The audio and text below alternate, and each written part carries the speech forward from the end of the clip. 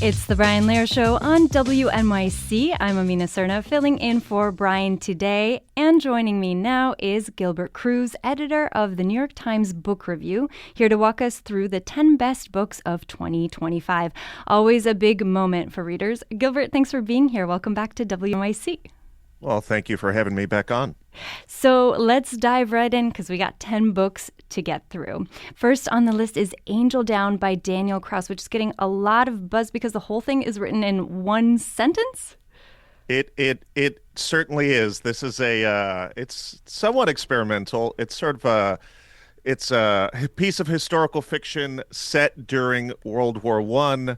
A group of American soldiers are sent into no man's land to suss out the source of a sound, a screaming that they've been hearing, and they come upon a literal fallen angel. It is sort of fantasy, sort of horror. It's written in one long sentence, almost over 300 pages, and it is something that is one of the more memorable books that we have read in several years. It's certainly not for everyone. It's quite gory. It's quite gross at points because it is written by Daniel Kraus, who is a writer who writes in the horror space. But if you think you can sort of bear with that, it's just an amazing experience. All right. Next up on fiction books, we've got The Director by Daniel Kehlmann. And actually, let me just throw in The Loneliness of Sonia and Sunny by Kiran Desai. These are two of the next books on the fiction list. What would you like to say about either one of them? Sure thing. So The Director by Daniel Kehlmann is another piece of historical fiction, a little, less intense than Angel Down, but it's about the Austrian filmmaker G.W. Pabst, who is a real person. He was a big director in the silent film era in America. Sound comes around. He finds that he is not as much in vogue in Hollywood as he was previously. He has to go back to Austria to check on his mother, and it's terrible timing because the Nazis have taken over. They have renamed Austria into Ostmark, and he finds himself stuck in Austria and in Germany when the borders close, and he is essentially forced to make movies for the Third Reich. And then he finds that even though he is working for an evil regime, he actually possibly has more freedom to do his artistic work than he did in America. It's an incredible book about making art, about moral compromise in the face of authoritarian rule. And it's just it's full of incredible characters. And The Loneliness of Sonia and Sunny. Am I pronouncing that correctly? That is correct. This is by Kiran Desai. This is her first novel since 2006 or thereabouts, when she won the Booker Prize for The Inheritance of Loss. That means that she's been working on this book for almost 2 decades. And this is a big book. It's almost 700 pages, and yet the bulk of the editors at the Book Review, who all sort of work over the course of a year to come up with this list of 10, everyone fell in love with this. It's just one of those sort of sprawling, sweeping stories that you want to keep reading. It's about the two title characters, a novelist and a journalist. They're both immigrants from India. They're living in America, and the relationship that they form, over a period of time in the late 90s and the early 2000s. We got 2 more in the fiction section to round it out. The Sisters by Jonas Hassan Khemiri and Stoneyard Devotional by Charlotte Wood. Tell me what you loved about them. I'm really blazing through these here. The Sisters by Jonas Hassan Khemiri. He's a Swedish writer. This is about 3 sisters. They're Swedish-Tunisian. They're growing up in Stockholm. Another long book. This one's about 600 pages. And these sisters are just fascinating. They're all the most unique characters. You never really confuse them with one another. And structurally, the book is fascinating. Each section of the book depicts a smaller and smaller increment of time as the story progresses in their lives. So it goes, first section's a year, 6 months, 3 months, 1 month, 1 week. And then if I'm recalling correctly, the last section is 1 minute. sometime in the near future in the lives of these sisters.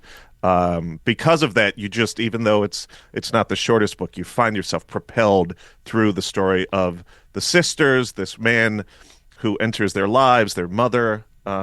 It's fantastic. And then Stone Yard Devotional by Charlotte Wood is a very contemplative book. It came out at the beginning of this year, but it stuck with us, for 12 months. It's about an unnamed woman in late life, in her 60s. That's not late life. She's in her 60s. She decides to leave her life behind to live in a Catholic convent near where she grew up in New South Wales, Australia.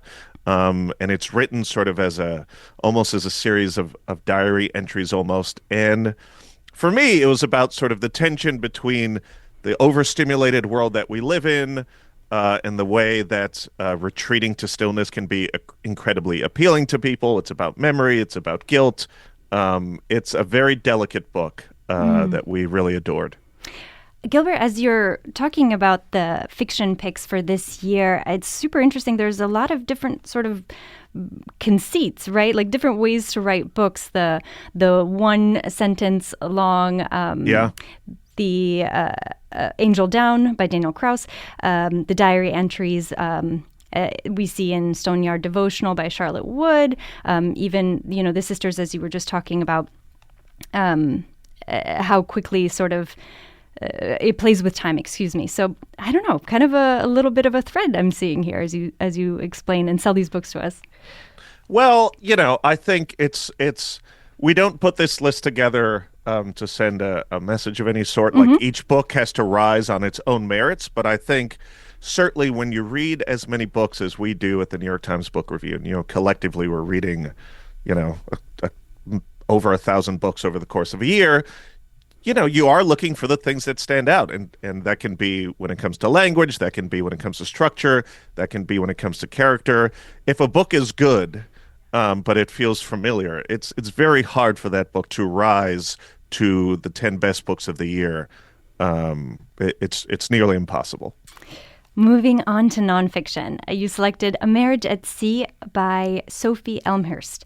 And what would you like to say about this nonfiction book? It's got a really interesting premise, right? Yes. So the next 5 books are nonfiction. This is a true story. It's a story of a couple, an English married couple, in the early 1970s. They decided to leave England and move to New Zealand, but they decided to sail to New Zealand. And they got most of the way there. They were in the Pacific Ocean. A whale hit their boat, puts a hole in it. The boat sinks, and they are stuck in a life raft and a dinghy for 118 days. I'm not ruining the book here by saying they survive, they make it. It's a story about what happens to them, while they're in that life raft and dinghy. They took, notes and sort of wrote their own contemporaneous account in the 70s. And it's also about their relationship and about their marriage and how that is put to the test, when they're stuck on the high seas for all this time. And what about Mother Emanuel by Kevin Sack? This is a story of the terrible tragedy that happened in 2015 in Charleston, South Carolina. A young white supremacist walked into the Emanuel African Methodist Episcopal Church and started shooting, shot a bunch of people there, killed, I believe, 9 people. So it's about that tragedy, but it's also about the history of this church, which proves to be a very important church in the American South. It's about the history of sort of race and religion in America. The author Kevin Sack worked on it, I believe, for a decade or so. It's a sad story, but it's one that once you start to read it, illuminates so much about the nation in which we live. Just a few more here. We've got Mother Mary Comes to Me by Arundhati Roy. It's a novelist memoir. What made it notable? Arundhati Roy is just an amazing writer. There are so many memoirs that come out every year. Celebrities write memoirs, and regular people write memoirs. And Arundhati Roy has had a fascinating life. It's a story of her life, but it's also a story about her mother, Mary Roy, and growing up in India. As the daughter of a woman who was incredibly impactful and amazing, also unstable and unpredictable, not the best mother to her kids at certain points, but also someone who is unforgettable. She has this amazing relationship with her mother. She describes her so vividly over the course of this memoir. And Arundhati Roy is just a writer who sort of has an unsentimental but very sort of spiky sense of humor. It's an amazing portrait of her mother and her own life. Next up, you've got There's No Place for Us by Brian Goldston. This one's pretty topical given how much the affordability crisis has been on top of mind for so many Americans. And this one is about the working homeless, quote unquote. That is, people with full-time jobs who can't afford to pay rent. Why did you find it so gripping? When we first read this book, I think it was in the late spring, the affordability conversation that's been happening in New York hadn't sort of reached full bloom the way it did during the latter half of the mayoral race. This is set in Atlanta. Brian Goldstone follows 5 families who he categorizes as the working homeless. These are people who have jobs and still, because of the cost of rent or other circumstances, are not able to afford a full-time place. So they have to live in a family member's living room or crash on a friend's sofa or sometimes sleep in their car or stay in a rodent-infested motel for weeks and weeks and weeks. It is, in New York, and I grew up in New York, we see the unhoused all the time on the subway, walking the streets. And that is a picture that we have of what it means to be homeless. But Goldstone says that if you actually take into account the working homeless, which government does not count, the number of, quote, homeless people in America would be just vastly larger than it is now. The level of detail that he goes into in these families' lives is incredible. It's an infuriating book. It's a sad book. And it's a very important book. And last up, we've got Wild Thing by Sue Prideaux, which is a biography of the late 19th century French painter Gauguin. Tell our listeners, why do we want to learn about him? So, I think we've all heard about the bad things that Paul Gauguin did, particularly in his later life when he moved to Tahiti and had relationships with very young women there. Sue Prideaux sort of used the occasion of some new primary research, a new manuscript, sort of memoir manuscript that Gauguin wrote, some other things to recontextualize his life.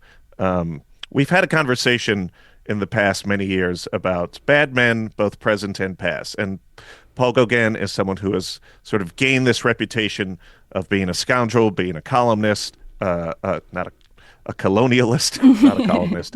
And what she does, which is really impressive, is she makes room for all of that to be true, but also explain to us why his art is still worth talking about, why his art is still worth looking at, and why his art is actually beautiful and meaningful. She's trying to sort of do this job of explaining how both of those things can be true at the same time.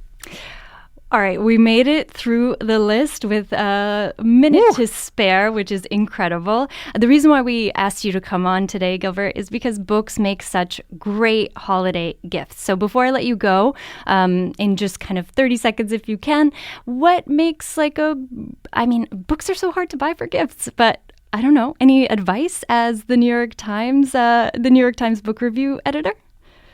Yes, I think you should keep in mind that any book that you buy for someone is not necessarily a book that they're going to read. But it is the thought that counts. Think about the person that you are buying a gift for. It is great to... The question I always like to ask is, what is the last book that you have liked?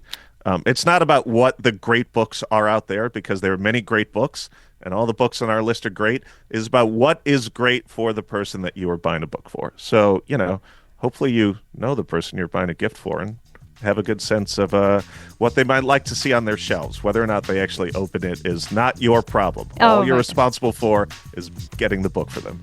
Amazing piece of advice. We leave it there for today. The 10 best books of the year, per the New York Times. Gilbert Cruz is editor of the New York Times Book Review. Thank you so much for the wild ride. Thank you. I'm Amina Serna. This is The Brian Lehrer Show on WNYC. Stay tuned for all of it.